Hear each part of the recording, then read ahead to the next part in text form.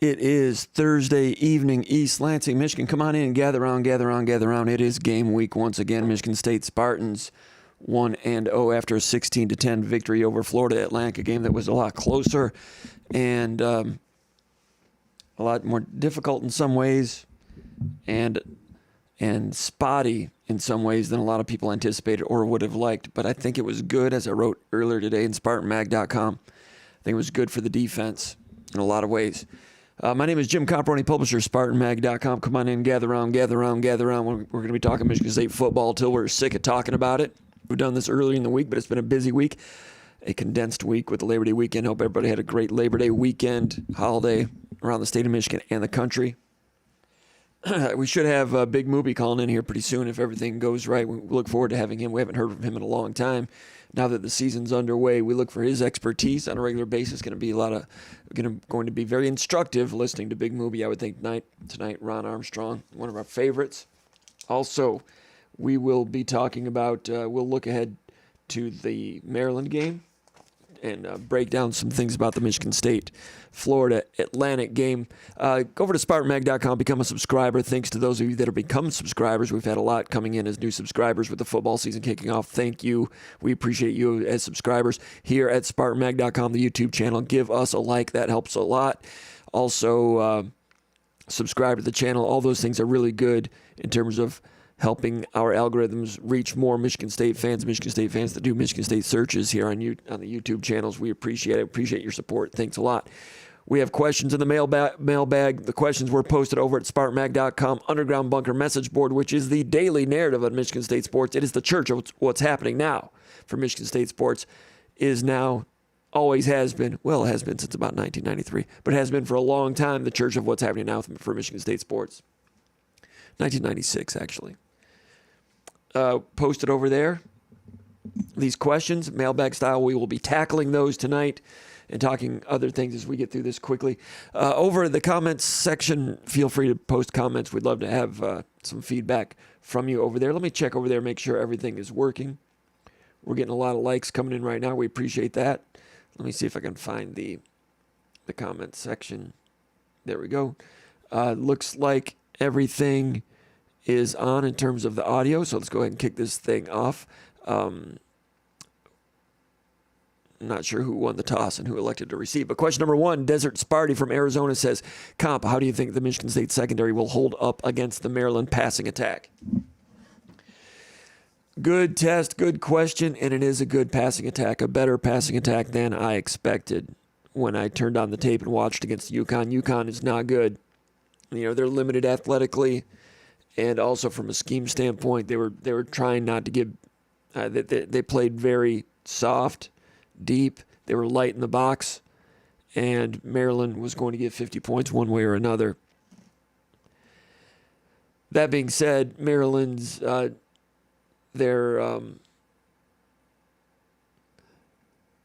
skill level on offense is terrific. Not just pretty good. I think it's terrific. I think this new quarterback, I didn't know much about him. Billy Edwards, 6'3", 222. I think he's a fourth-year guy. He's waited his turn behind Tagovailoa for a number of years. He started last year in the bowl game against Auburn. Started a couple other games last year, I think, as well. Very efficient. Could throw from the pocket. 20 of 27, 311 yards. Threw with authority from the pocket. Stats were padded a little bit with some swing passes and tunnels. But, hey, make no mistake about it. Can throw deep, throw the intermediate, throw it with authority. Rushed for 39 yards, 5 carries. And they had the run game, the designed run game for the quarterback early scripted in the game. As a runner, he's got some physicality and a little bit of wiggle to the point where they scripted, like the third play of the game was a quarterback, like a counter. And, they've got a good backup quarterback, and M.J. Morris transferring in from North Carolina State. Both of those guys took some hard hits in this game. So they feel really good about their backup. So good that they don't mind exposing the quarterback to some hits here and there. Michigan State delivered some strong hits on Cam Fancher last week, and that was a huge impact in Michigan State holding on for victory there. And it sounds a little, I don't want to say shameful, but it sounds a little bit weak that Michigan State had to hold on for victory against Florida Atlantic. But the way it played out, I thought it was good for Michigan State defense. I might expand on that a little bit later. But this quarterback Billy Edwards, pretty good.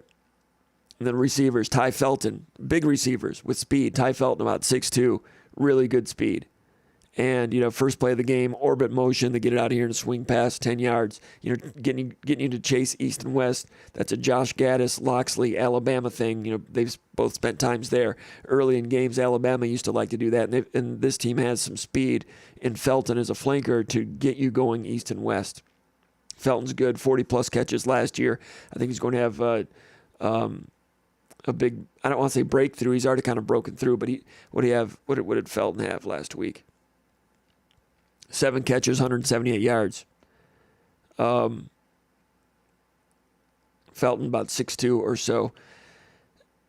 2 touchdowns against UConn. He had like 3 catches for like 60 yards in the first 6 minutes of the game. They went to him, 3 catches, 30 yards, and a touchdown within the first 7 minutes of the game. He's good. Caden Prather, number 1. Felton's number 2 flanker. Caden Prather, number 1, more of a split end. 6'3", 210, senior from Maryland, in-state kid. Really good job with his cuts, cutting on a dime on an out route on a 3rd and 5 last week. Has good acceleration on hitches. Both those guys are good wide receivers. Call from Big Move. To accept, press 1. To send a... All right, Ron Armstrong, can you hear me, my friend? Yes, sir. I'm here. Okay, we're bringing you in. You are on the air right now. Our good friend, bringing in a lot of expertise and a lot of spirit to the proceedings all the time. Ron Armstrong, Big Mooby. You guys that are SpartanMag.com subscribers know the name well as one of our best posters over at the SpartanMag.com underground bunker message board. Former Michigan State football player, defensive back in the Perlis era. He's around town. He's been watching Michigan State football closely for years and years and years. Good friend of mine, and I really enjoy leaning on him to ask him about what he thought about what was going on with whether it be the spring game or game number 1 or what's going on with recruiting. And just in general, he's just a real good one to have around. And those of you that are SpartanMag.com subscribers, he's a favorite of yours as well. And we're very happy to bring him in. I know he doesn't have a lot of time tonight. We haven't had him on the show in a while because, quite frankly, Ron, you knew a lot of things that were going on the inside. And before the things were kicked off, I didn't really want to. You and I talked on the phone a little bit, but I wasn't sure it was fair to everything in particular to comment on things that hadn't been in public yet. Well, now they've played a game that's in public, and it's good. It's going to be fun to talk about what happened with Michigan State against Florida Atlantic as the Spartans look forward to playing Maryland in a big one on Saturday. Michigan State 16, Florida Atlantic 10. Konendijk and I talked about that a few days ago. I think there were more pros than cons. There's a lot of hand-wringing. A lot of people were a little skittish about that game being close coming down to the wire. And it was close. Michigan State did not play well on offense in the fourth quarter, but they were very close to winning that game 23-3 and pulling away. But they didn't, which served the defense well in some respects. But sometimes I think in the game of football, the score doesn't really indicate exactly what happened. In this game, it did in some ways, and it didn't in some ways. Overall, I came away looking at Aiden Childs, and he was not sharp. He missed some guys here and there, and there were some choices that were made that were not great. We'll have to wait and see whether that can get ironed out in the long term. But I looked at Aiden Childs, and I thought he looked dangerous. And we knew he was dangerous, and I thought he was dangerous in this game in terms of the way he can, the velocity thrown with authority, zip, accuracy on some of the intermediate routes, and the way they get the east-west run game going and counter boots off of that, his ability to throw on the run. If that becomes efficient, they're going to be a handful to play defense against. I thought he looked dangerous. I thought he looked like an 18-year-old making his first career start. I don't know if it's all going to get ironed out, but if it does, the Big Ten better hope it doesn't get ironed out because that's a dangerous man at quarterback. Big Movie, sorry about the long intro. Your thoughts on any of that and all of that? I thought,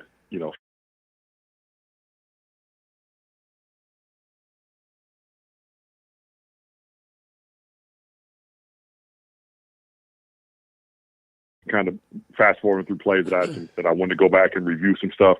And the more I watched, the better I started to feel about just the overall picture of it. You're in the moment, you kind of overreact to the now.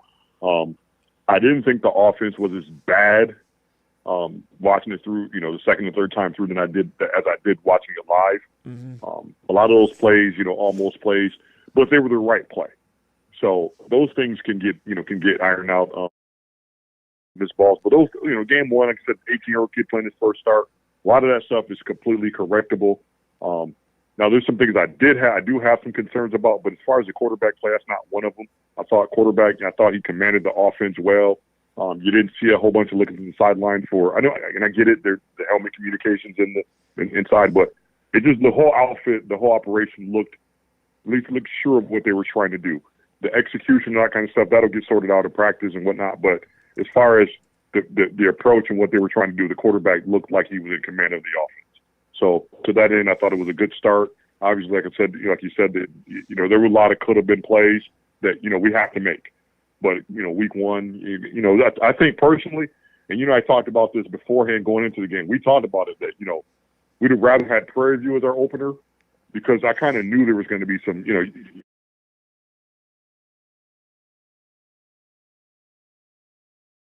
corners are going to play on Sundays. I mean, I'm not saying that just because that Bugs Brown kid's a pro.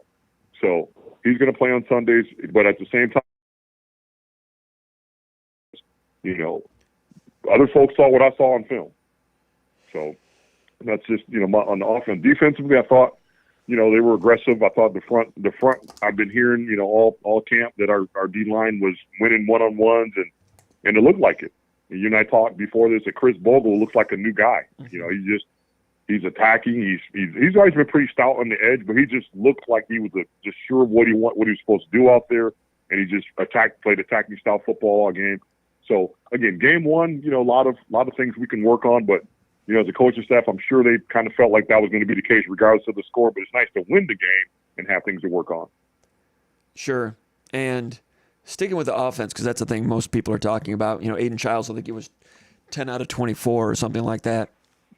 As I watched it again, like you did, like I said, I thought they looked dangerous, a lot of potential, a lot of potent aspects of the offense, but they only scored 16 points. So I had trouble reconciling that with my brain. Am I looking for things that are to be positive? I don't think so. But when I looked at it, and again, the word dangerous comes up, and then I look at the stat sheet, and I'm like, man, Michigan State's stats, the throwing stats, and the throw game, the passing game. I was having trouble figuring out, because I was seeing like every single completion I thought was pretty impressive. Some of that talent really shone through on some of those, but yet the numbers didn't really build up. And I don't know. So I had trouble, because sometimes stats can be overrated as well. But I for instance, some of the plays, like second drive of the game, there's a curl on a 2nd and 14 to Alante Brown, gain of 16, two deep zone, nice pass, tight window. Linebacker for Florida Atlantic did a good job dropping and created a tight window and was in the vicinity, and it took an accurate pass. It was a 2nd and 14 gain of 16 yards. But I think there's a lot of quarterbacks that would shy away from making that throw. But Childs has the quick release, the velocity to get it in there, and the accuracy on that play. Plays like that were, just that little 16-yarder. We didn't see anyone on the roster for Michigan State that could make that little 2nd and 14 play right there. There's a 3rd and 12 comeback to Nick Marsh, third drive of the game. One read, 5-man rush, good blitz pickup by Nate Carter, good zip, and he kind of froze the linebacker before he made the read. He didn't really look at this side of the field and come back, but he kind of froze the linebacker and shaded the pass away from that linebacker. And again, it was a conventional intermediate pass, but the talent showed through on a couple of those intermediates, 3rd and 12, 2nd and 14. That I'm like, man, that's a nice play right there. And when Tom Herman, the head coach for Florida Atlantic, I don't think he was just like trying to blow smoke when he said, hey, that guy's got a lot of ability. That Childs, they've got something with that kid. Those plays didn't, amplify the stat sheet, but they're a clue to some of the ceiling of potential with Childs. Do you remember? Do you agree with me? Do you remember any of those plays, or do you have some other plays in your mind? I think you can see the raw material. There's no question. Yes. You can see.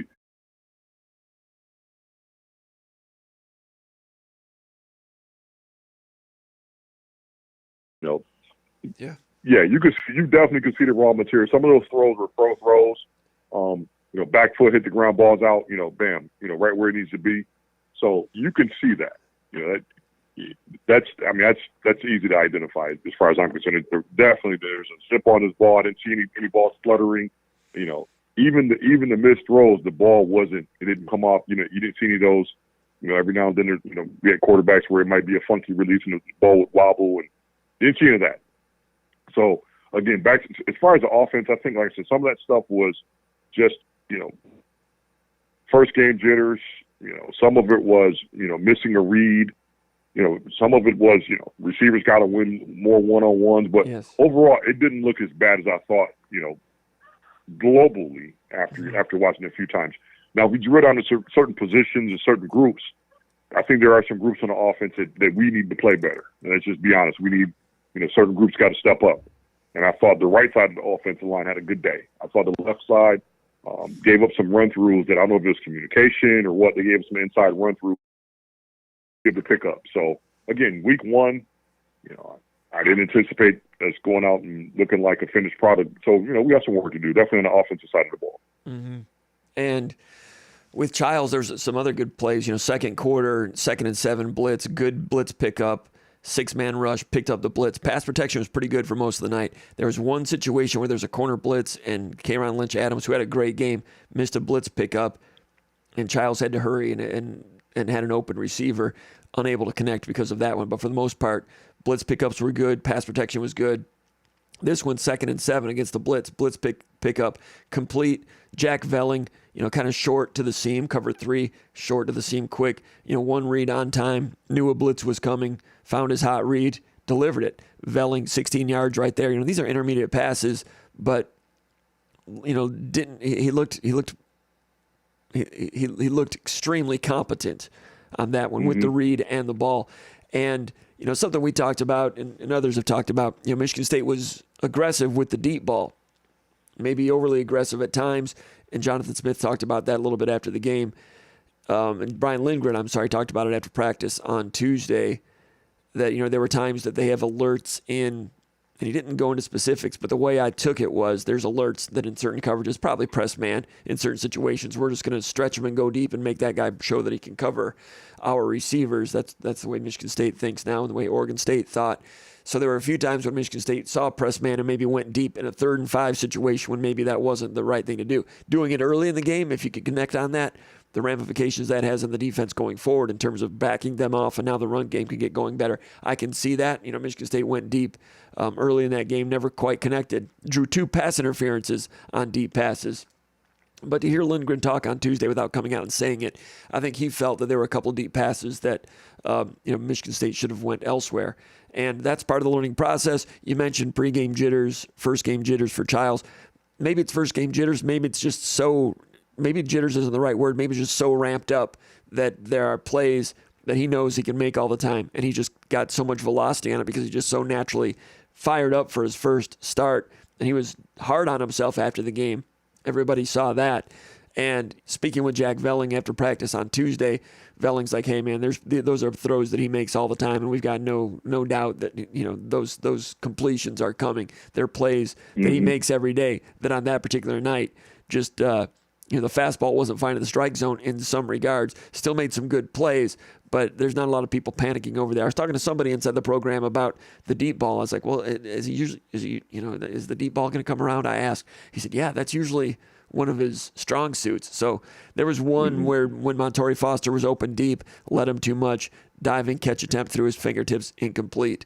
In the future, as he gets more comfortable, does he make a defense pay anytime Michigan State gets a step on somebody? Again,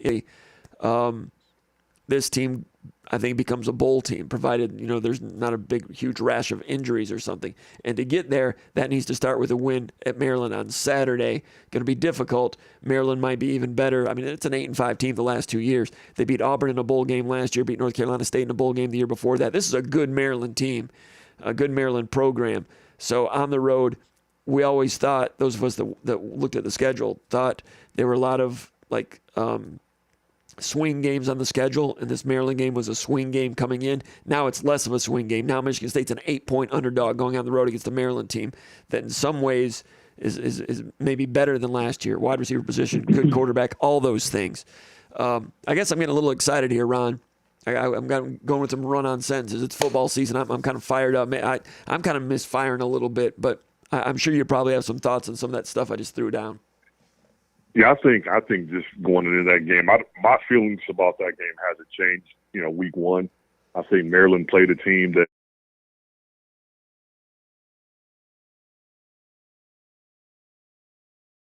put up a bunch of points and probably getting a little bit overreaction to that game, and we're over here feeling like we didn't score enough, so we might be overreacting. I don't think that team's any better than I thought they would be. Mm-hmm.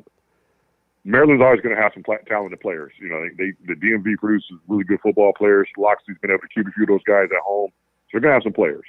But they're always give you an opportunity to win the game. I mean, if you look back last year, we had a chance to beat those guys last year. We just kept making mistakes. Key mistakes and not to single one guy out, but the quarterback spot kept making mistakes. Even with that defense we had last year, we were able to get off the field sometimes. So I don't feel as worried about that game as some folks. I think cleaning up some of the mistakes and we'll have a chance to win that game. I mean, it's still a toss up. 8 points. I think that's way overreacting. Yeah. So matter of fact, I feel like we're going to win the game. All right. That's my personal opinion about it.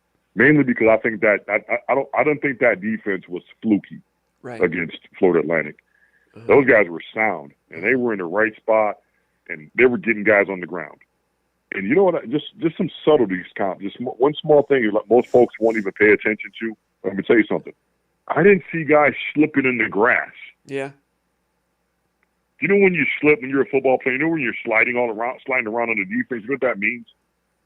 You got fooled a little bit? You were out of position. Yeah. You were out of position. And you're off balance because you were reaching. You're out of position. When you're playing forward, you got your cleats in the dirt, and you're playing forward, you're not sliding around. You're striking people. Guys putting their face in the fans, getting people on the ground. That travels. Yeah.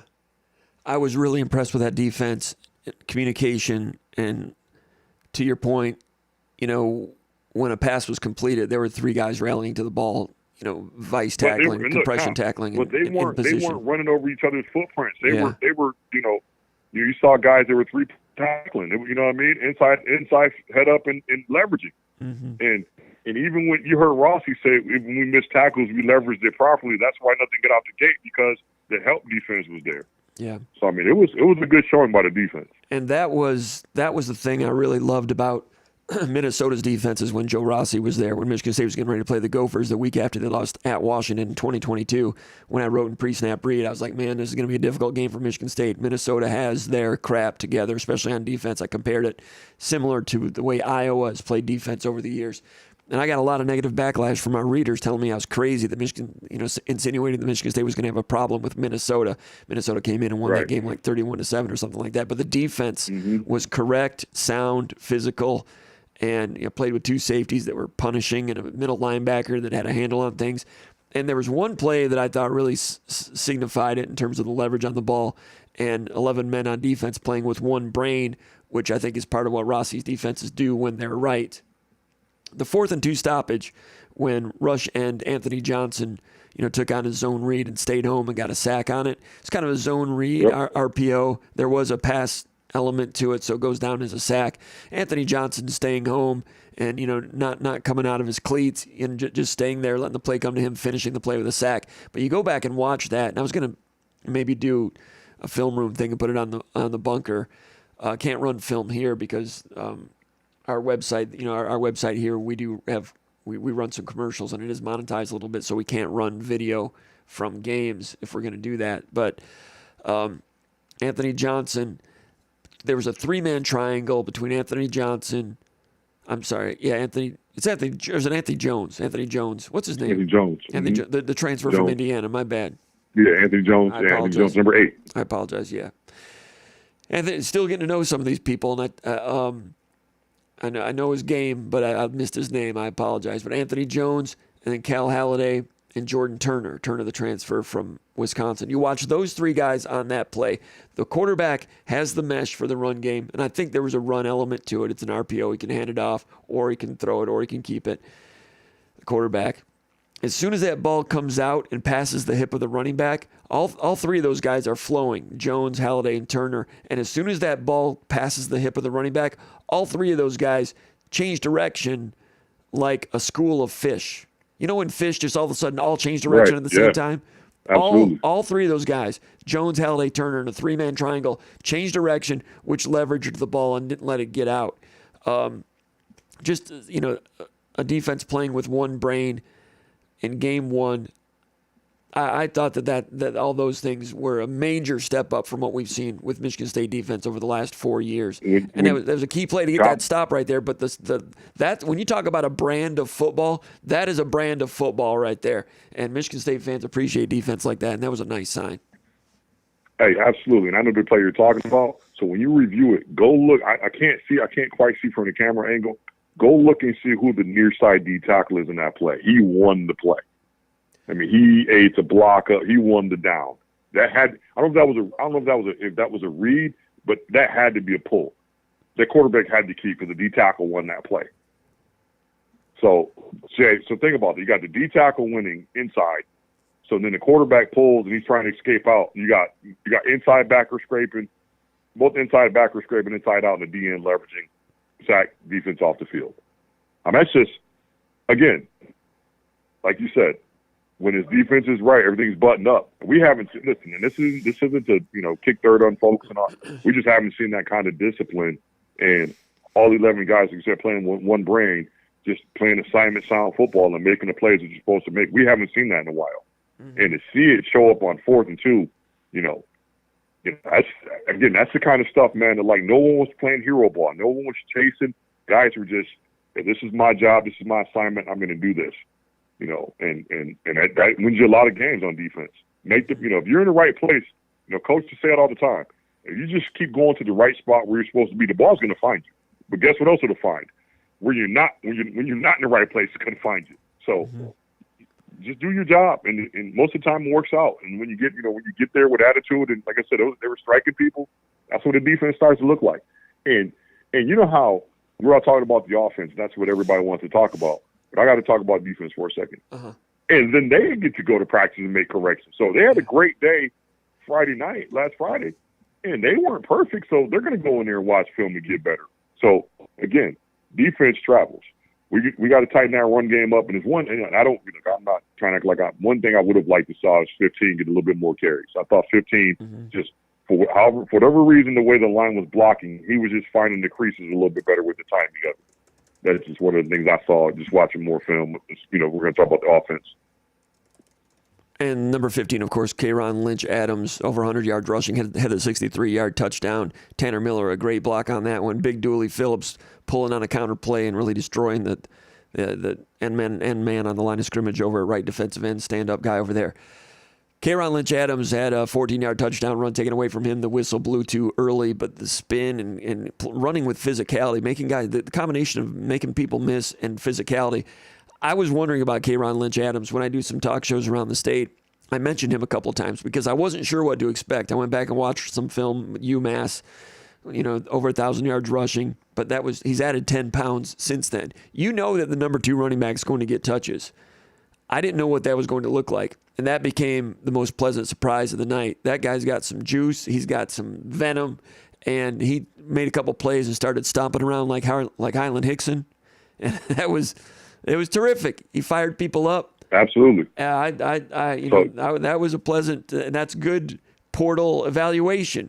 We're seeing that time and time again across this roster right now. Absolutely. I was going to say that. I was like, if you think about this, our portal kids showed up in the stat sheet. The safety had an interception. Nakai Martinez had an interception. 94 had the safety. Dequan Dowse. Yeah, another transfer. So I mean, defensively, those transfers. We just talked about Anthony Jones. We talked about Jones. Yeah, Jones. And I thought number 7 set the tone for the defense for the night. Jordan was just taking people. The Turner, yeah, he was taking people on from the opening, from the time when we turned the football over. He went out there striking people. Number 7 set the tone for the defense from the first opening snap. 8 plays on defense, just just isolate on 7.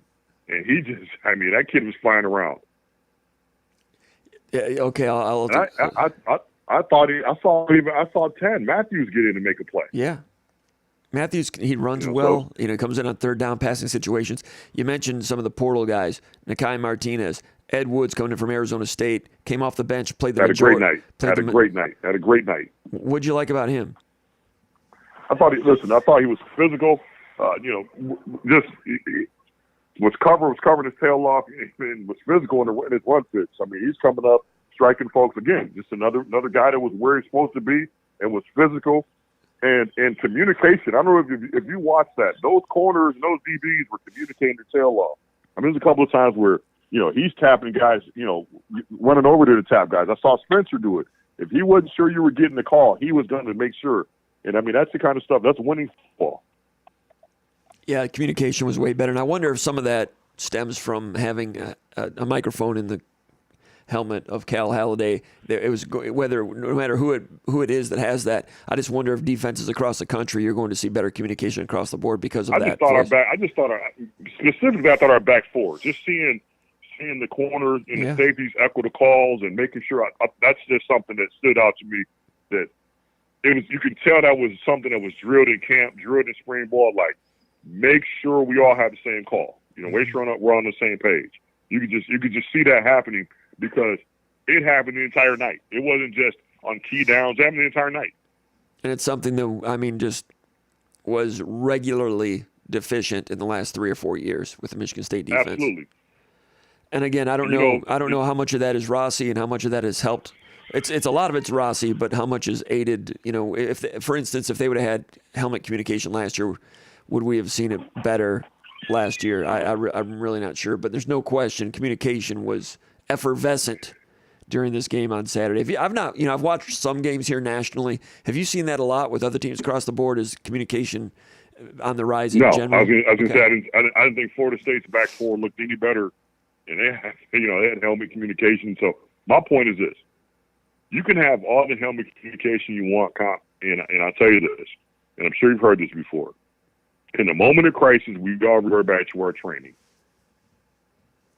right? Yes. So if you have helmet communication in certain, it's a big down.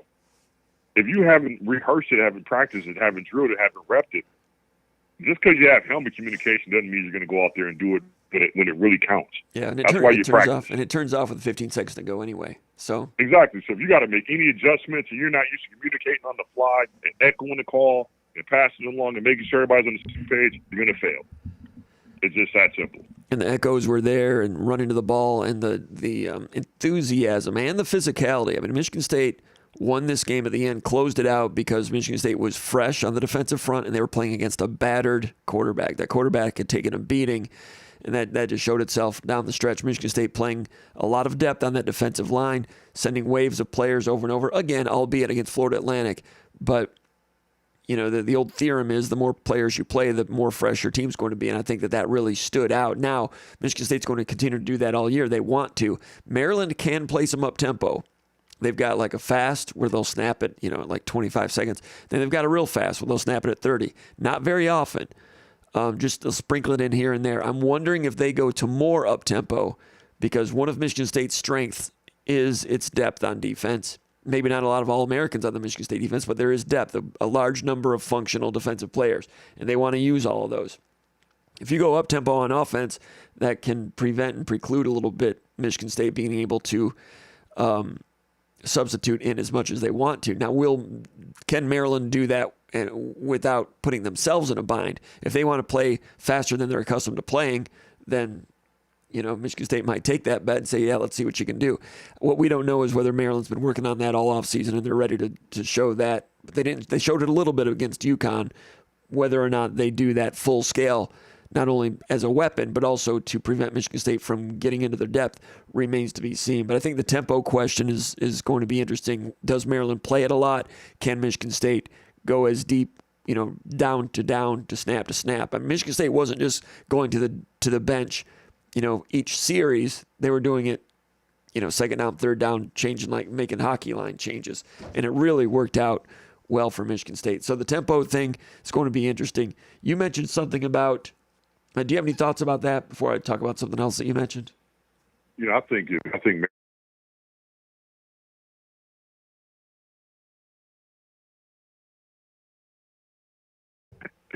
think Maryland's going to come out, and just kind of try to establish what they do first. If they need to, sprinkle in some tempo after a big play. I mean, I think that's kind of what pretty much a lot of coaching staffs try to do. So I don't think that'd be too much of a surprise. I think when it starts to wear on you is if they've been running the football, then they throw some tempo, and you get stuck with some tired legs on the field or something like that. But Rossi's been in the Big Ten before. He from Minnesota, so I don't think he'll be caught too off guard from their approach. You mentioned something about press man-to-man. Michigan State was a little surprised that Florida Atlantic played as much press man-to-man as they did. Again, Maryland did not play a lot of press man-to-man against UConn. Maybe they didn't want to show it. They've got some decent defensive backs. They've had to replace their defensive backfield. You were impressed with Florida Atlantic's secondary. There's a chance Maryland's individual defensive backs might not be as good as Florida Atlantic's were. One of them is a transfer from Bowling Green that was first-team All-MAC last year. Watching the first half of their game against UConn, he was just kind of okay, made a couple of mistakes here and there. You mentioned about it's on film now, press man-to-man, Michigan State's wide receivers. You think they had some trouble with that? Your thoughts on whether Michigan State with Glover, Montori Foster, Nick Marsh, now Alante Brown's not available. Your thoughts on how Michigan State can match up against good to functional to good press coverage from a Maryland or a Boston College or other teams they're going to see down the road, and how that hinders Childs a little bit. Your thoughts about that? I doubt. Just typically how Maryland usually plays in the back end. I doubt we see much press from them when they feel like. And this is just. I actually kind of like their scheme when they feel like they have corners that can win.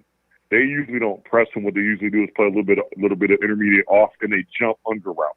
So if you watch Maryland, when they feel like they have an advantage with their corners, they don't press. They just play a little bit more aggressive on short to intermediate routes, and they gamble. And they end up with a lot of picks, tip balls, but they rarely press. So, at the top of the route is where our receivers are going to have to win. Instead of winning at the line of scrimmage, our receivers are going to have to win at the top of the route against Maryland because they're going to be there. So, again, it might be a situation where that deep ball becomes even more important this week because they're going to be all over those short to intermediate routes. It's just how they cover it. All right. One more thing about defense. Nakai Martinez, his interception. He's in deep middle safety. Charles Brantley coverage on the intended wide receiver had him stacked. It looked to me like this was combination coverage. It was press man on the outside. Dylan Tatum was still in the game. He dropped as a nickel into zone, and the linebackers are in zone. Angelo Gross is at safety, and he was up as a box safety. The ball snapped, and it looked like he kind of had cross-key coverage, and the tight end, the running back stayed in. So he dropped into zone as well, like a 45-degree zone drop. So you got linebackers and Gross in zone. Looked to me like Brantley was in man-to-man. The other corner I thought was man-to-man. The receiver didn't quite cross the formation, so it didn't really declare. But you and I talked the morning after the game, and I mentioned to you, I'm like, man, there were some coverages that were just above my pay grade. I didn't know what was going on. Went back and rewound it and slowed it down a little bit to get a little bit more of a grasp on it. But that's an interception. He threw to Nakai Martinez. He gets the interception like he's fielding a punt. I'm wondering if the quarterback saw two different things going on in a combination coverage. He saw zone underneath, and then there was man-to-man on the down the sidelines with Brantley. Brantley stacked that guy, and it looked pretty sophisticated to me, but I'm not exactly sure what I'm looking at. And I like to spend a lot of time looking at coverages, and that's what I look at first. There are a few times when that game was going on when I'm like, I don't know what to write down. I don't know what coverage that was. So there'll be good quarterbacks that can handle it. But what did you think about some of those coverage concepts? Well, there's one in particular, and I've talked to you about it before. It was a coverage we used to call exit. And we could play it under pretty much any formation you want to play exit under. And all it is we're going to pick one guy that's going to play man, and everybody else is going to play that formation like it's zone. So let's say they come out and empty. One guy's going to play man. Everybody else is going to play that like it's 2-by-2. You see what I mean? Yeah.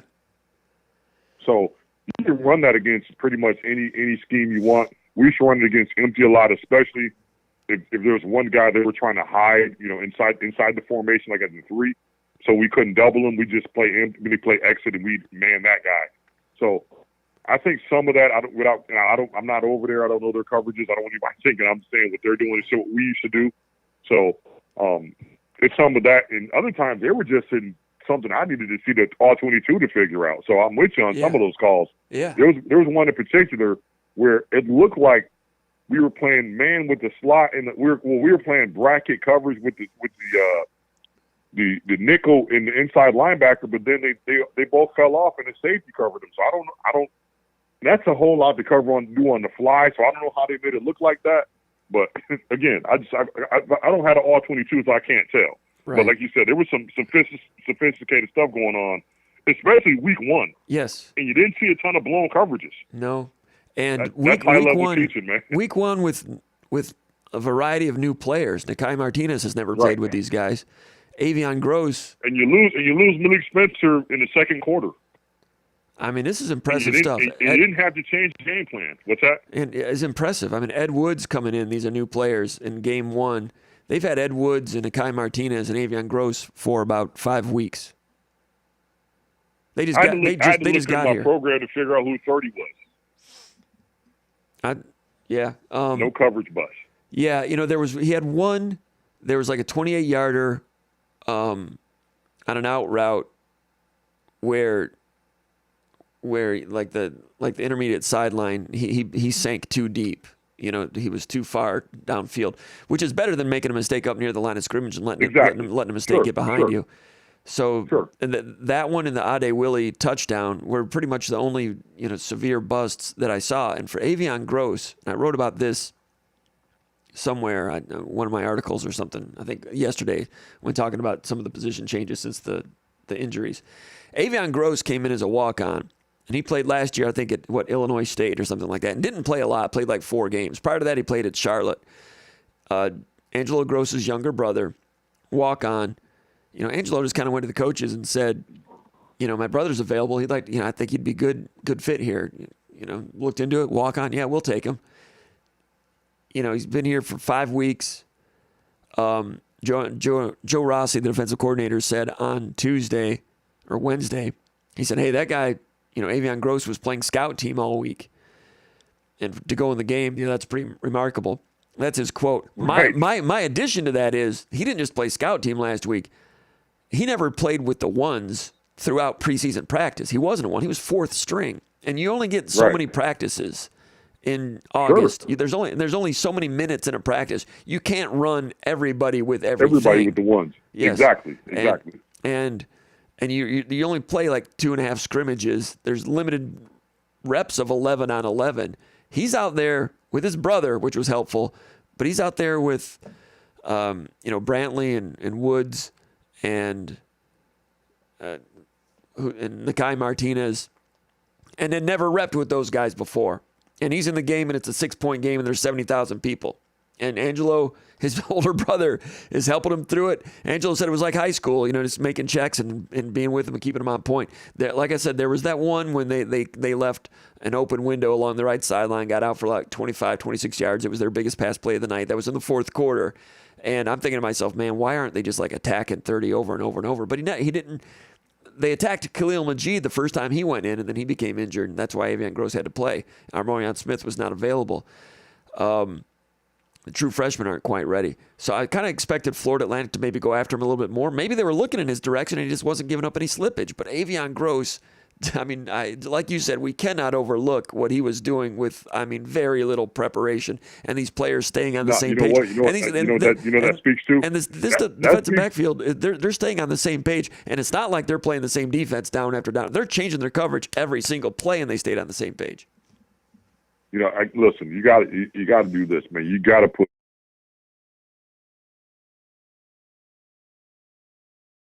on watching film and staying in that playbook.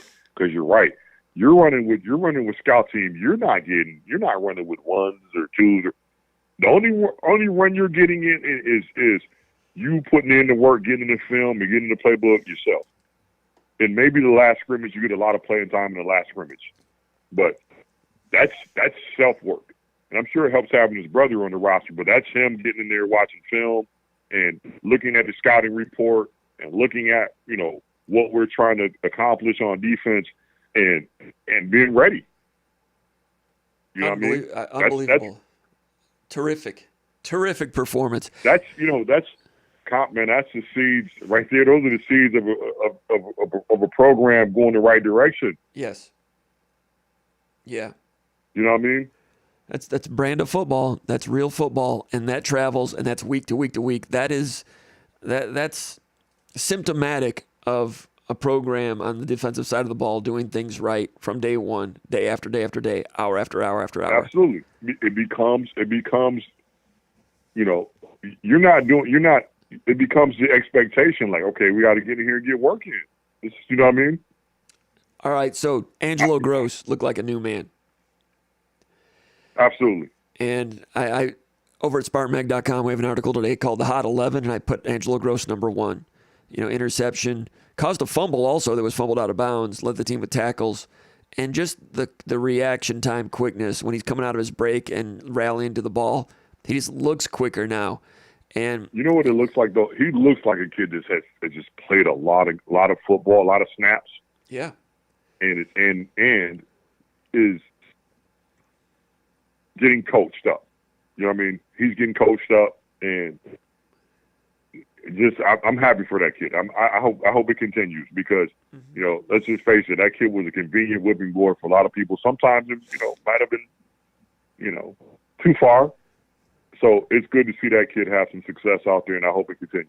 I'll tell you what. I thought Cal Halladay looked quicker, yes, and more decisive. Yes. So I think this system has freed him up a bit. We talked about Bogle being a different, being made to strike people and attack in this scheme. So yes, it's exciting to see some of these guys be able to just play football and not, have scrambled eggs going on up top because there's so many things that they got to worry about.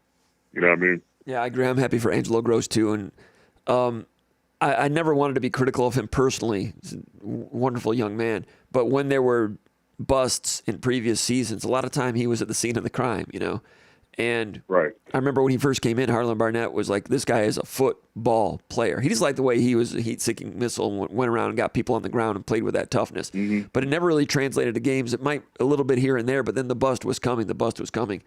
But now, you and I have talked about this before, and I've mentioned this on other podcasts and so forth. At some point late last year, I stopped, and I don't want to say that I was critical of players. I was just kind of like pointing out where the mistakes were made. I'm not calling for anyone's scholarship to be yanked or anything like that. Right. It's not like we're covering the New York Yankees here. Even though the players are semi-professional, they're getting paid now. I'm never going to treat these guys like Reggie Jackson and Joe Rudy and stuff like that. Right. Right. In my mind, they're still college kids. But Gross, last year at some point I said, at some point I stop criticizing the players and start criticizing the system because it was happening over and over. Part of that awakening was Ben Van Sumeren going to the NFL and not only sticking, but becoming a starter with the Philadelphia Eagles on Thanksgiving night. And I couldn't believe he was starting. And on Thanksgiving night, after I put the pumpkin pie away, I turned on the Eagles and I watched him and only him. And it was a one-gapping scheme, and he's always been a guy that can always pull the pin and go. He's always had that. But, he's taking on defeating blocks and just looked like a different player. The NFL was easier to Ben Van Sumeren than college football was in the previous system. And there were other players. Halladay was always kind of a little bit step slow. I go back to Noah Harvey and the way he regressed from 2019 to 2020. My point is the previous system, I just think it tangled the guys' brains up so much. We saw it with several good players. And now we're seeing players like Halladay, Bogle, Gross, maybe Charles Bentley coming into the new system and looking like new players. And I don't think it's a coincidence. And good for Angelo Gross, sticking around, sticking it out. He's accumulated all of this knowledge, and he's become a man at probably 23 years of age now, over, I think, 1,200 career snaps, maybe more than that. And last game, player of the game, in my opinion, a really nice interception. And there was one play on a scramble when he picked up the quarterback. It looked like the quarterback might get out and get some yards, and Gross was there in an instant and gave him a pretty good thump, knocking him to the ground. So Angelo Gross, I agree with you about that. One thing about Gross with his interception, That was a little bit confusing, too. It was 3rd and 8, early fourth quarter, big play. Michigan State comes with a 5-man rush, plus they had a spy dropping. So Bogle rotates back as the spy. Bogle had been a big impact as a pass rusher all night. Michigan State drops him back as a spy, which, their coverage, they were chipping Bogle. They were putting a tight end, sometimes a running back, on Bogle, double teaming him because he was having that much of an impact as a pass rusher. So at pre-snap, if FAU is going to start doing that, then you drop him back, and they've already allocated some pass protection resources to a guy that's not coming. Then it might. Number by 2. What's that? So now they're outnumbered by 2. Yep. Yeah, and there's a 3-man on the defensive line. Wayne Matthews is in there, Turner's in there. They're blitzing. It's cover 1 man behind it. Gross is in man-to-man as a safety, and he was covering number 0, the wide receiver. And Matthews was converging on the quarterback. And the quarterback had been flushed one play earlier and lit up pretty hard a couple of plays earlier. Actually, I don't think this was in the fourth quarter. This was maybe earlier. But Gross steps inside. Gross is in man-to-man. Michigan State plays a lot of zone. They play a lot of everything. So Gross is taking that inside receiver, and he steps to inside technique, and right after the snap, and he just kind of collisions him. Not enough for a holding or a pass interference. He kind of collisions him like we've seen Michigan do over the years. And collisions him and turns and finds the ball, and the ball's coming right to him. The quarterback had already been like, man, I've been hit a few times. I don't know what this coverage is. I think I got a guy right there. But there's a lot of moving parts there with the spy. And it's if you see Bogle dropping back into coverage, you're going to assume, if you're a quarterback, I'm thinking, okay, they're going coverage on this down. No, they're not. It's a 5-man blitz. So, I mean, just in terms of changing the pictures. And this is like a defense they ran once. And the other interception, I think it's a defense they ran once. And they got interceptions on those. And Gross gets it. He puts a little return on. So helmet stickers all the way around. A great first game of a senior year for Angelo Gross from Mansfield, Ohio. Man, absolutely. But if you think about that particular player you're talking about, it's complementary football. There's going to be pressure on the quarterback, so he's got to get rid of the ball early. There's a spy in case he leaks. Yeah. But also, Gross isn't bailing.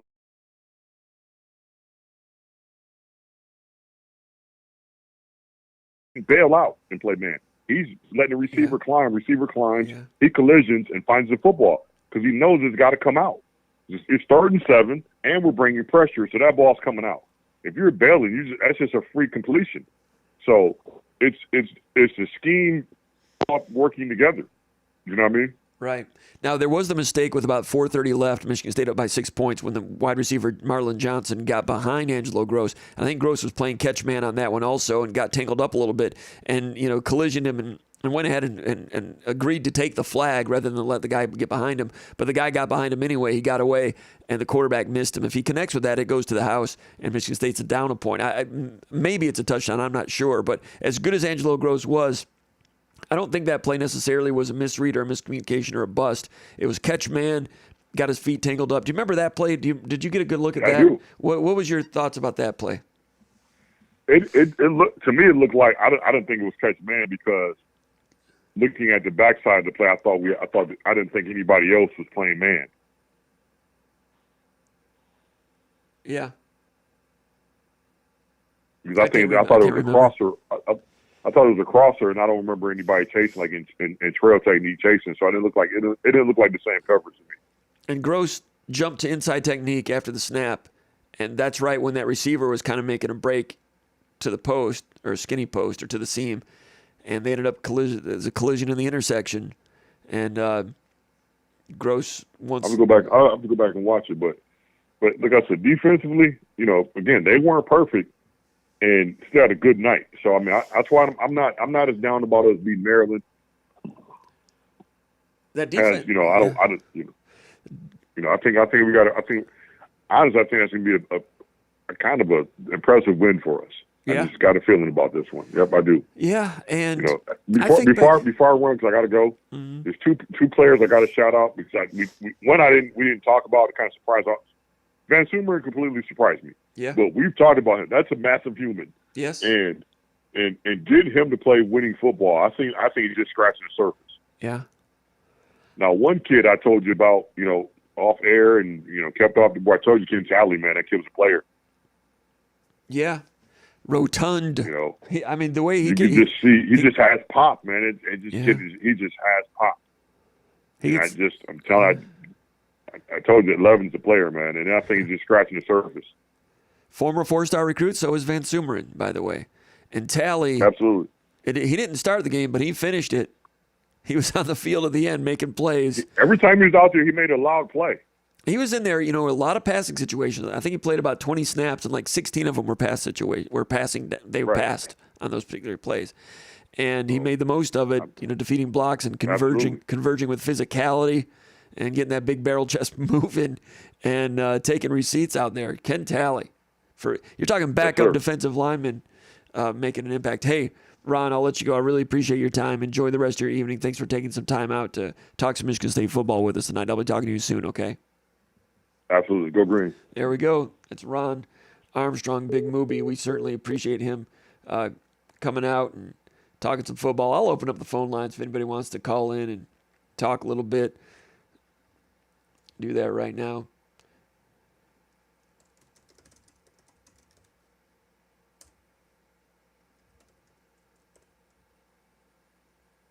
And I'll say it's a good time right now to remind everybody that just a few years ago, the state of Michigan ranked first in the nation for deposit container recycling. At that time, 90% of all purchased bottles and cans were being redeemed for their deposits. Today, only 73% are being redeemed. That means Michiganders are forfeiting $105 million every year in bottle and can deposits that are not being redeemed. This deficit is having a negative impact on the environment, your environment. When Michigan's recycling rate drops, it hurts the environment, it hurts industry, and it hurts all of us. Help the environment, help your state, help yourself. Take them back. Take those bottles and cans back. They're your lakes, your roads, and your beaches, and it's your dime. So take them back. It's worth your time. It's worth, and everyone will benefit. So take them back. A message from Shupan, a great Michigan company dedicated to recycling and dedicated to the Michigan State Spartans. So thank you, Shupan Recycling, for that. Question number 2, getting back to the mailbag. We got to get in a hurry-up offense here because I got a lot of work to do over the website. Thermo from the banks of Paint Creek, he says, did you find out about the running backs lining up deeper in the backfield, especially on 4th down, or is it just an optical illusion? I think they are deeper. They're at about 9 or 10 yards. I did not ask about that. And there are some plays in which the running back is standing straight up, which is kind of strange. I don't know what's going on there. I didn't recall. I don't know if Oregon State did that or not. But the depth of it, my guess is the depth of it is utilized for some of their plays. They run a lot of toss sweeps and wide zones. So there's geometry to everything when there's offensive game planning, and they must want that running back another yard deep to set up some of those outside zones. And whether it's a run play or not, you don't want to do that only when you're running that play. So you need to do that and show that even if the play is like a sprint out pass or something opposite. You can't tip off your plays based on the depth of the running back. But it must be more preferred and ideal for some of their plays. And, some of those outside zones, we've talked about this. Iowa's run those for a lot of years, similar. And I remember, who was the running back? Was it Freddie Russell? I remember he would get really deep, like 10 yards deep as an I back. So I don't have, exactly what the reason is for all of that. But it's on purpose. And there's a reason. I just can't define what it is. Question number 3, SD4L from Petoskey. He says, Comp, in your early viewing, how do you see the trenches lining up on Saturday, Michigan State offensive line versus Maryland defensive line, and the Maryland offensive line versus Michigan State defensive line? Well, I'll say that Maryland's defensive line is okay. It's nothing terrific. Michigan State's offensive line is okay, nothing terrific. Offensive line could and should get better as the season progresses, I would think. But the opposition is going to get better as well. Michigan State's run game, they rush for 168, something like that, against Florida Atlantic. 63 came on one play. Michigan State could not run the ball in the red zone or in short yardage. Had the 4th down stoppage. 4th down stoppage, we talked about this in the VCast. Masunis, the tight end who had a really good game, misidentified the surface over there, and a guy came in free, made a tackle. And over here at right tackle, Brandon Baldwin made a false step. That's a left tackle playing right tackle. everybody's going to the right on an inside zone, and Brandon goes left. That's a false step. So 2 guys coming unchecked. It's not like anyone was beaten physically on those plays, but it's easier to correct something like that than to correct if you've got physical problems. So, I don't know. Is one problem better than another? I'm not sure, but I would expect the offensive line to get better as they move along. Everybody says, of course, you make the most improvement between week 1 and week 2, and Michigan State's going to need to do that in this game in some of those areas that were deficient. Childs with his accuracy and reads and decisions, which should happen, and receivers getting open, and the offensive line with the run blocking. We mentioned this on the VCast. There were times when Michigan State would run inside zone, just a few times, but some of those like no gain plays might be inside zone, might be duo. Either way, there's a double team involved, and when a double team is involved, you don't necessarily want to keep 2 offensive linemen on one defensive lineman because then you're down a man with everybody else. You want to get movement on that double team, control it, dominate that for just a beat or 2. And then one of the double teamers has to come off to the linebacker level. Once you control that, one comes off, depending on which direction it's going, whether it's duo or inside zone. There are a few times when the double team stayed on too long and the linebacker came in unblocked. And 1 or 2 times when they came off to get the linebacker and this one wasn't controlled and he came off. And so those combination blocks were not great, and they know it. They're working on it. Some of that is physical know-how, physical ability. So moving forward, Baldwin and Newman with their double teams, Newman and Miller with their double teams, Miller and Phillips with their double teams, Phillips and Lepo with their double teams. As they get to know each other better and better, will those improve? They need to improve. Maryland's defensive line it's okay. It's a Big Ten defensive line. I think their offensive line's been better in other years. Maybe they'll prove me wrong this weekend. But they had a couple second-string defensive linemen against UConn. UConn was running some outside zone, and there were some defensive linemen like number 40 for Maryland, and he's a senior, that not so great against outside zones, some of the defensive linemen. So Michigan State's going to crank up that all of what they do, obviously. Inside zone, wide zone, duo, some man stuff, counter. We saw go for a touchdown. They're going to keep working on it, and I don't doubt what Mooby's saying. There's a chance Michigan State can have an impressive victory. I think back to Nick Saban's first year. Midway through the season, they had a trip to Illinois. Illinois was a preseason hotshot team. Simeon Rice was on that team. Michigan State went on the road and got a real big win. That was later in the year. They were an underdog. Sometimes a first-year coach can get something like that to happen. But Maryland is a good, solid outfit right now. As far as the other part of the trenches, Michigan State's defensive line against Maryland's offensive line. Maryland's offensive line they're a pretty good team, but offensive line is not one of their strongest suits. So I guess what I'm saying is in the trenches, Maryland is just kind of okay. And on the offensive line, they've got a center that transferred in from Purdue.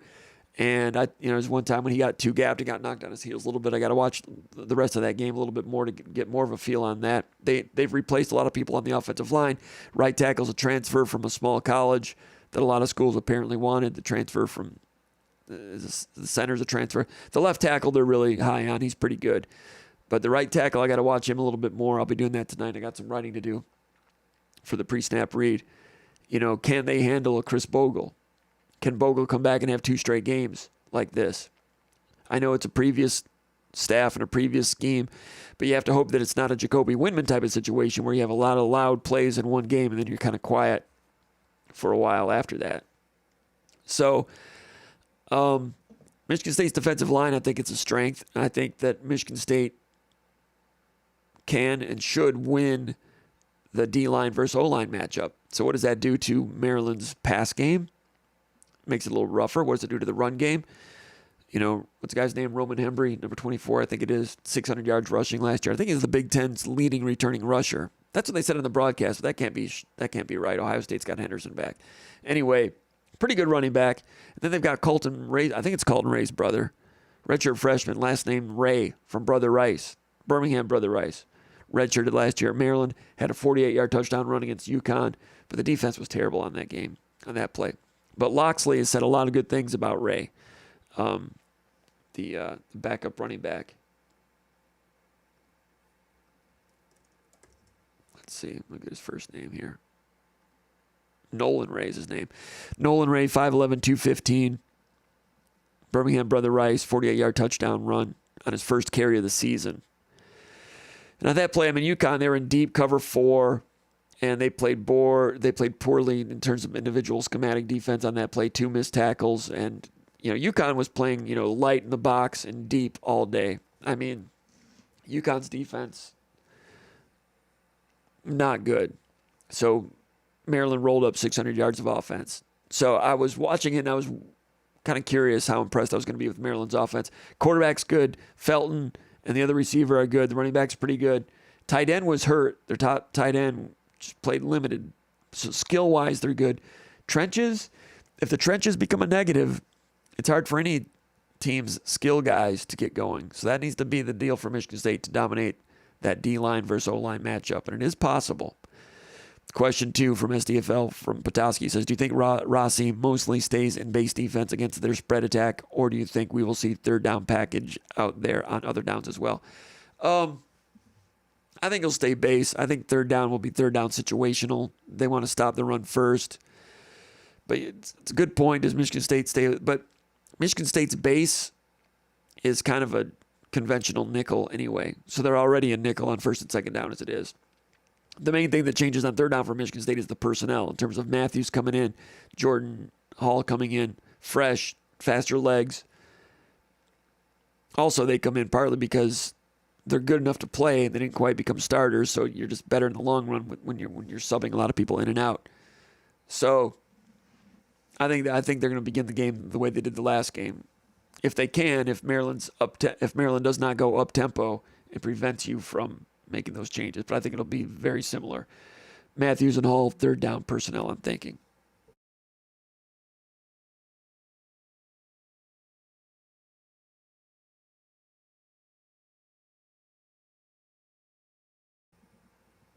Question. Where are we at here? Question 4, Jay Bannon from Sterling Heights says, do you see Michigan State eventually moving Brandon Baldwin to right tackle? Good question. I think that there are some things, I've not heard this in terms of plans, but it seems to me there are things in place that could make room for that eventuality. One of those things is Stanton Ramil. Played his first game of the year, first game of his career, redshirt freshman left tackle, looked pretty good. He's a redshirt freshman, so you may not want Ramil to cross-train at left tackle and right tackle. Just let him learn one position as he's getting his feet wet as a college player. Brandon Baldwin, third-year starter. If you're going to move anyone to right tackle, it's going to be him because as a veteran, he should be able to handle it, although he made the mistake on the 4th and 2 play. Ashton Lett, didn't see any egregious errors with him. I had some questions about, him showing that he's capable of doing it. I'm not saying that he can't, but that's something we didn't know. That was an X factor. Did not look bad. So if Ramil continues to come around, and you're playing your 2 best tackles, does Baldwin go over there and Lepo becomes a bench guy? I'm not sure. But I could see that happening.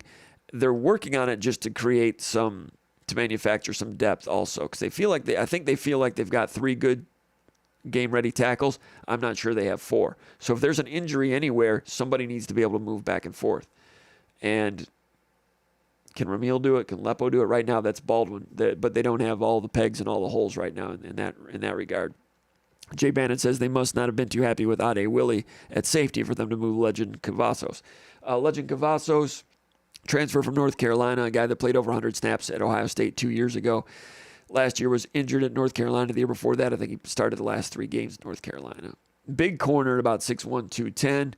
Came to Michigan State to play corner. Did not get on the field last week. Jeremiah Hughes, the other corner from LSU, was not in pads. He was in a jersey and on the sideline, but not in pads Friday. So Cavazos is a guy that's got some size that you'd like to move to safety, a guy that's played in the past, former 4-star recruit. I'm not always bullish on 4-star recruits that have been in a blue blood program and are kind of in the discard pile a little bit. But like I said, this is a guy that's played 100 snaps for Ohio State in the past. But Michigan State, with the injuries at safety, with Dylan Tatum unavailable, Khalil Majid unavailable, Armorion Smith should be working into the playing group this weekend, I'm assuming. Haven't seen what that looks like yet. But Cavazos, a bigger corner moving to safety. You're right about Ade Willie. Ade Willie, I thought, struggled in the green-white spring scrimmage at corner, having played nickel last year. They moved him to corner this spring.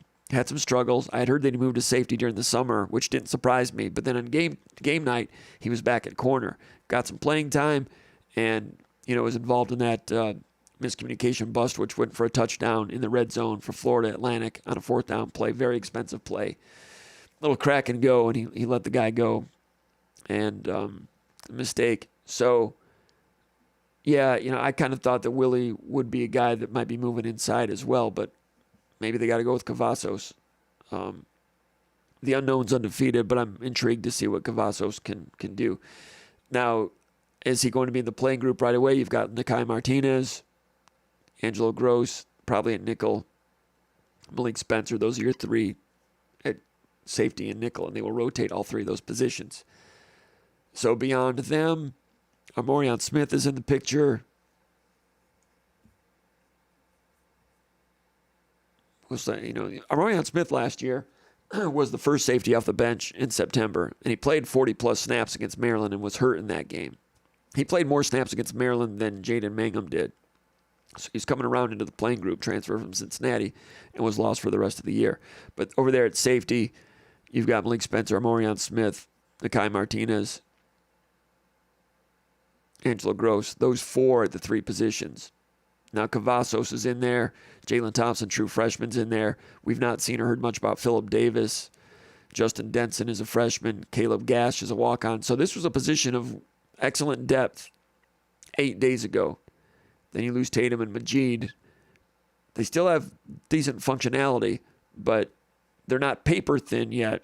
But Cavazos over there, I think that's an interesting move. I'll be interested to see what that looks like. Question... He says, Jay Bannon had 4 questions here. I think that's a violation. I don't think we allow 4 questions, do we?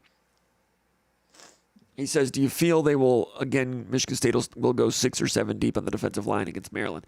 Yes, I do. I think they feel like they've got that many people that can play, so they're going to play them and use that depth as a strength, not only an in-game strength, but strength for the long term of the marathon of the season. Got Chris Bogle, the rush end with Anthony Jones. Avery Dunn was unable to play because of injury. I don't know when he'll be able to come back. I don't know how many snaps he would be. We've never seen him play this rush edge position.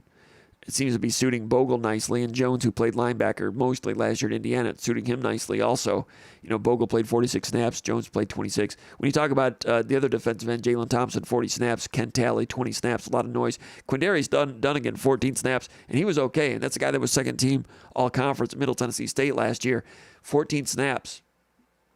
Good player, but Jalen Thompson and Ken Talley are pretty good also. And I thought I had Quindarius Dunnigan high in my expectations of what he could be for this team. But, Bogle and Thompson and Talley have really taken it up a notch. In other words, there's a pretty good talent there when you have a second-team all-conference USA guy coming in and being third string. So it tells you a little bit about the depth there at Michigan State at defensive end. Not bad. Nose tackle, or the defensive tackle positions, Van Sumeren played 30 snaps. Dequan Dowse, 39 snaps. Jalen Satchel, 25 snaps. Maverick Hansen, 24. Ben Roberts, 9. Ruquan Buckley, 5. So Dowse played 39. Nobody else played more than 31. So spreading it around, that's going to be positive going forward. Yes, I think the plan is, depending on whether the tempo situation messes things up, the plan is for that many to continue to play. Do they get all the way down to Ruquan Buckley and Ben Roberts playing? Roberts played 9.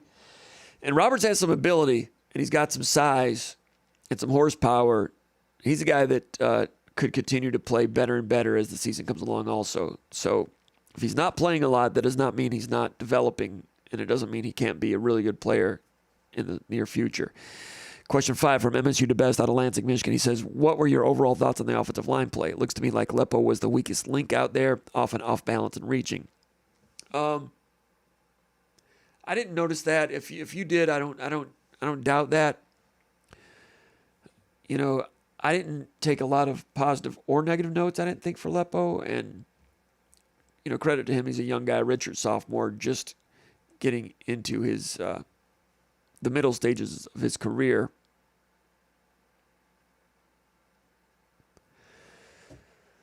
I know that he was on the field in the red zone during the red zone, did the drive that resulted in the 4th down stoppage. He was at right tackle on a toss sweep to the bunch side, and he let the defensive end run past him, and he kind of misidentified. It looked to me like he misidentified who he's supposed to block. He bypasses the defensive end converges on the running back, and K'Ron Lynch-Adams somehow made that guy miss and still gained 4 yards. But 2 plays later, Lepo was out, Baldwin was over on the right side, and Ramil was in. And then 2 plays later, it's 4th and 1, and those 2 guys made a mistake. So, as they say, a lot to clean up there. But the potential to be functional plus, I think. MSU to Best out of Lansing, Michigan says it seems the issue in the run game the issues were more related to missed assignments than just not being good, which gives me hope they can figure it out. Also, it looks to me like it was more than just the offensive line contributing to the issues. Wide receiver, running back, tight end, all missed assignments. Those are his thoughts. He says maybe I'm being optimistic, but it seems like assignments are fixable in season, and we could still see a solid run game as players get more experienced with each other. Your thoughts? I don't disagree with any of that. Like I said, didn't see offensive linemen getting blown up. Some miscommunications. The 4th and 1 stoppage was expensive. We talked about those mistakes already. Talked about the combination blocking. I think Christian Phillips showed some real good horsepower, moving people. There's a couple times when he bypassed somebody once or twice also. If you're talking about run game mistakes, let me look at a couple here. Let me check my notes.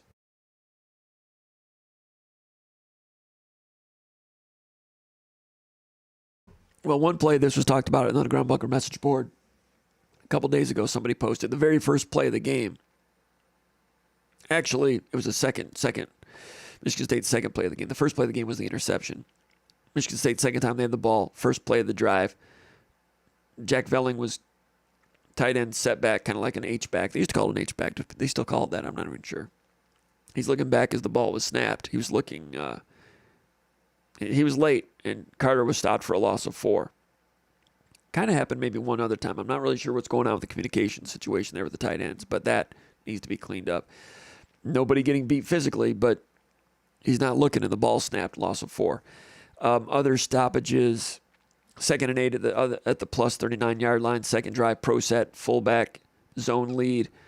Tanner Miller and Newman double team. Newman left the defensive tackle to go out to the linebacker, and Tanner Miller was unable to secure that nose guard who got off to make the tackle, stopped it for a gain of 2.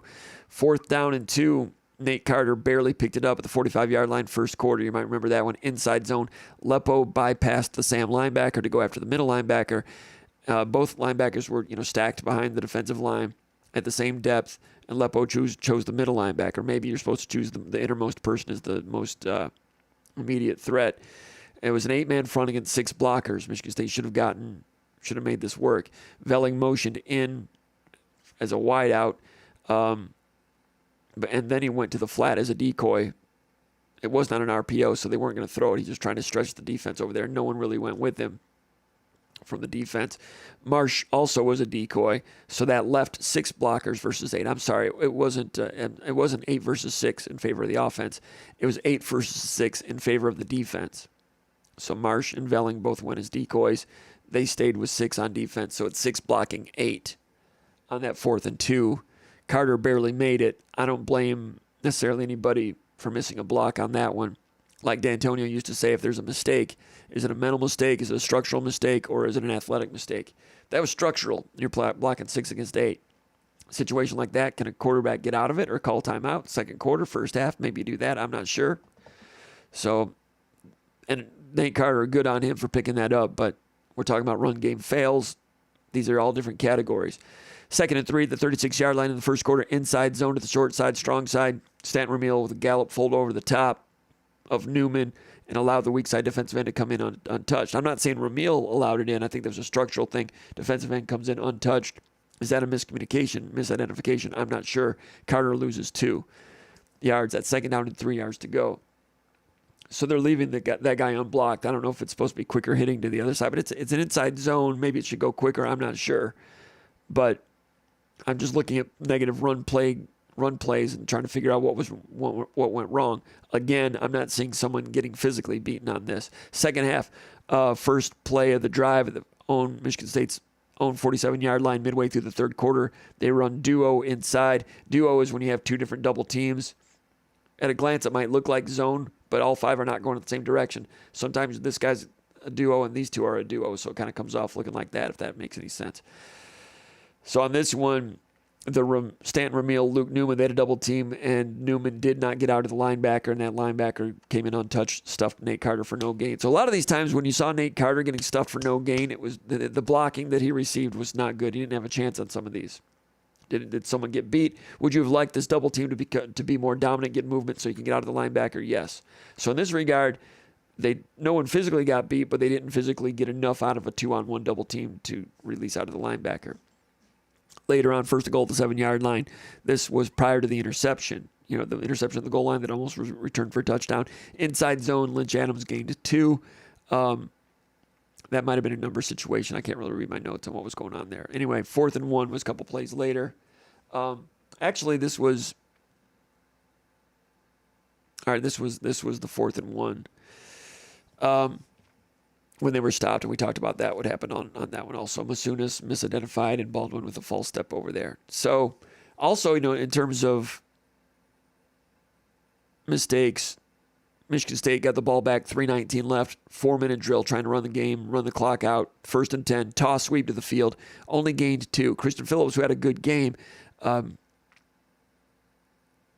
looked to me like Phillips had a chance he was like blocking inward, had a chance to block the middle linebacker who was pursuing the alley and makes the tackle, but Phillips bypassed him to get the further linebacker, ends up blocking nobody. So that's a misidentification situation. First play, 4-minute offense, toss sweep, play that has some inertia to it, looks like it's got a chance, and Christian Phillips, good young player, playing a lot of snaps, first time ever, just misidentifies. Some of those rules are just, you see the other colored jersey, take him. And something that simple, instead of a gain of 2, maybe that's a gain of 5, and you're 2nd and 5, and maybe the 4-minute drill works, and they never get the ball back. But a lot of these things, you asked about the run plays and what went wrong. Those are some of them. In terms of, when you're stopped for 2 yards or less. I don't know if that provides any insight for people or not, but all right, Adam from Grand Rapids, trying to go through this kind of quickly. He says, what are the 3 main things Michigan State needs to do to win on Saturday? And Jim, what was the main reason for the lack of production for the receiver group? All right, what does Michigan State need to do to win on Saturday? It's true of all football games. Get heat on the quarterback, establish the run, stop the run. Always those 3 things, right? Can they get the heat on the quarterback in this game? Yeah, their right tackle is a little bit questionable. Michigan State's pass rush is coming off a good game. Michigan State's got some problematic blitz packages against the Maryland offensive line that's a little questionable.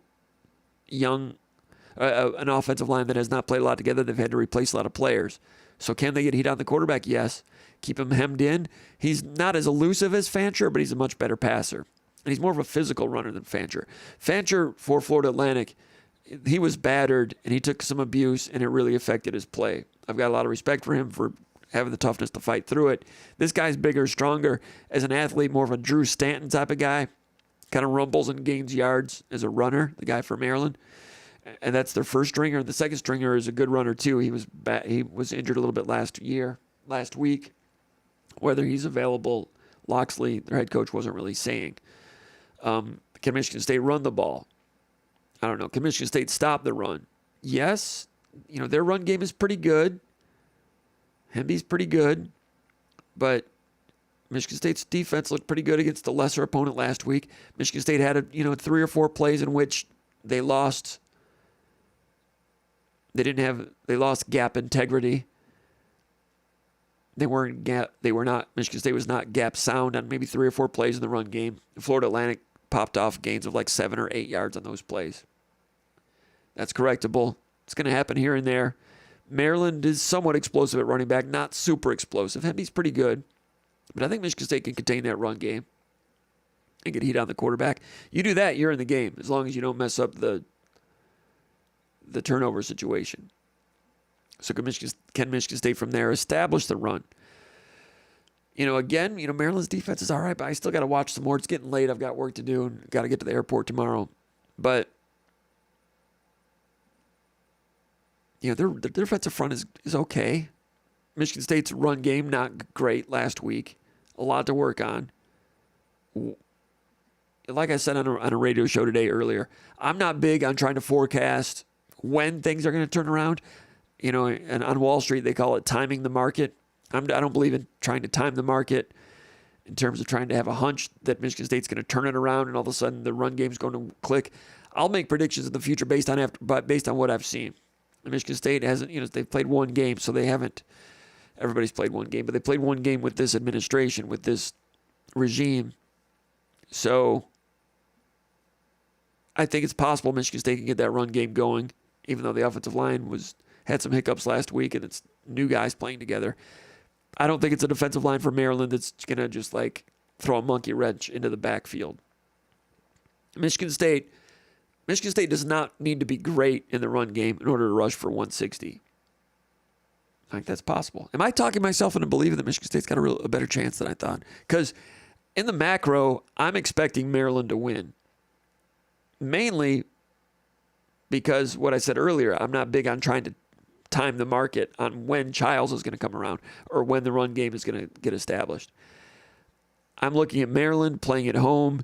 That's a program that's 5 or 6 years into it. They are more established as a program. Michigan State is in game 2 of a new program with 61 new players, 43 new scholarship players. Like Mooby said, if Michigan State wins, it's a major victory. I think Maryland is pretty good, and they're pretty good at having their crap together. They're not a great team. It's not like they've got strengths at all 22 positions. They're pretty good. Quarterback's good. The 2 receivers are good. But Michigan State's strength might be pass defense. As bad as their pass defense has been for the last 4 years, the way Michigan State against the bad Florida Atlantic passing attack, the way Michigan State moved the pictures and changed their coverages and did it pretty seamlessly.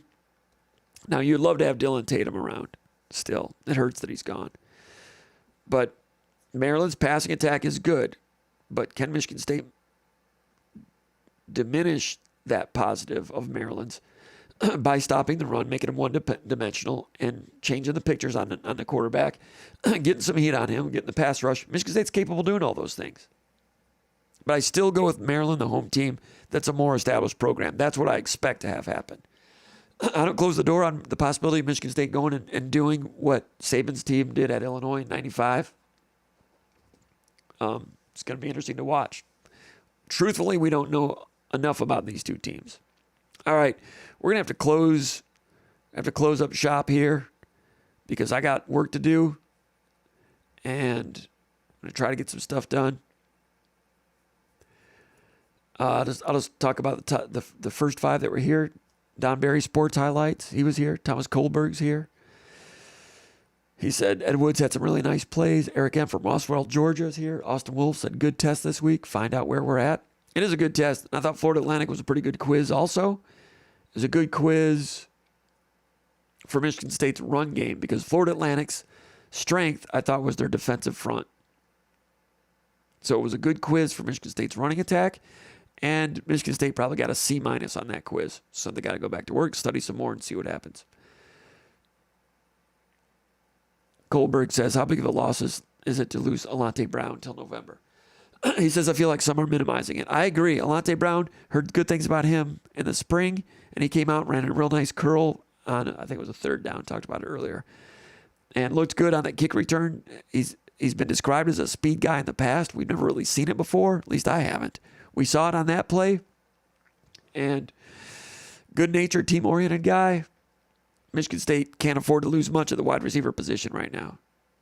They're getting locked up a little bit. The talent level there is good.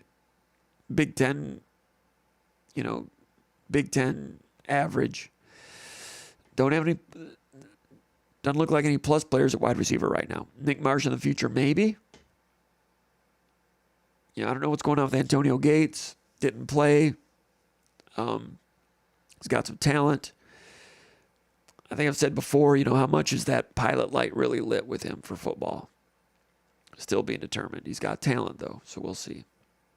George Page, the former guitar player and keyboard player for Surrender Dorothy, one of the top 25 bands in East Lansing music history. George Page for Surrender Dorothy, formerly of Surrender Dorothy, one of the top 25 bands in East Lansing history.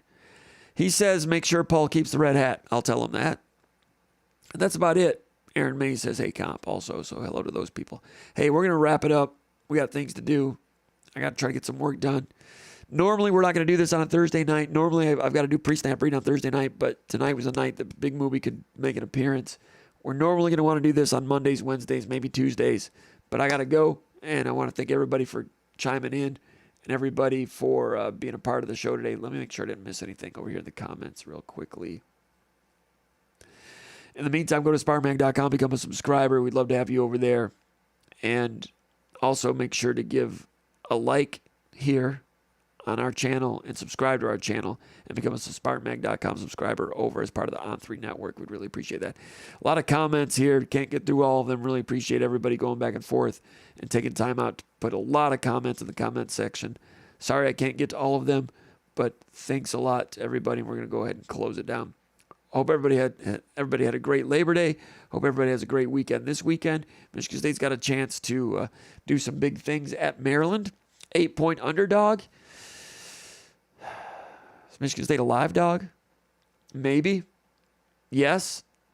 But don't take my word for it because we still don't know a lot about this team, and I'm not big on trying to time the market. But anyway, appreciate everybody stopping by. We will see you next time at Spartan Mag Live. Go to SpartanMag.com. In the meantime, become a Magger. We'd love to have you over there. Take care, everybody.